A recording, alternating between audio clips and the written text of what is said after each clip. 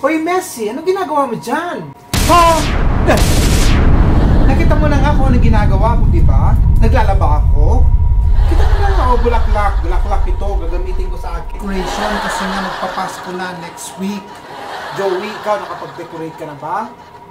Eh, ikaw anong ginagawa mo dito? Nakatayo, katingin sa'yo. Kalam sa akin, naglalaba din. Ano ba naman yan, messy hair? Ang messy-messy na nga ng hair mo. Hindi mo pa nakikita kung anong ginagawa ko? Ay nako na nga naman talaga, oh. Ganda naman ang gawa mo. Sino nagka-idea na ganyan ang ganda-ganda ng mga Christmas light ninyo? May pambili ka pala, ah. Ay nako, Joey, buti naman dumalaw ka. Maupo ka muna dyan.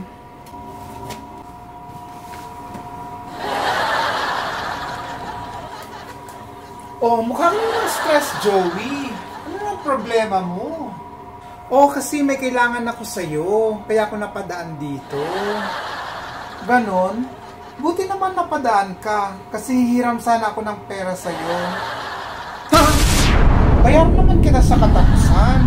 Kaya nga ako pumunta sa'yo kasi hiram sana ako sa'yo eh. Naunahan mo naman ako magsabi. Ha? Sige, nakikapin na lang ako. Parang hindi naman ako lugi sa pamasahe papunta dito sa inyo.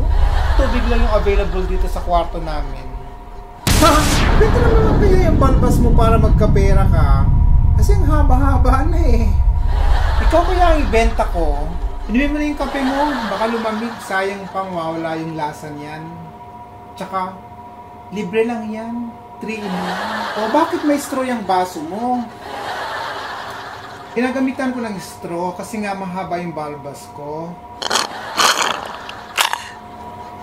Sarap. 3 in 1. 3 sa isa. Himin mo na yung kape mo. Baka lalamig pa yan. Ang sarap naman ng kape mo. Next week uli ha, dan ako dito.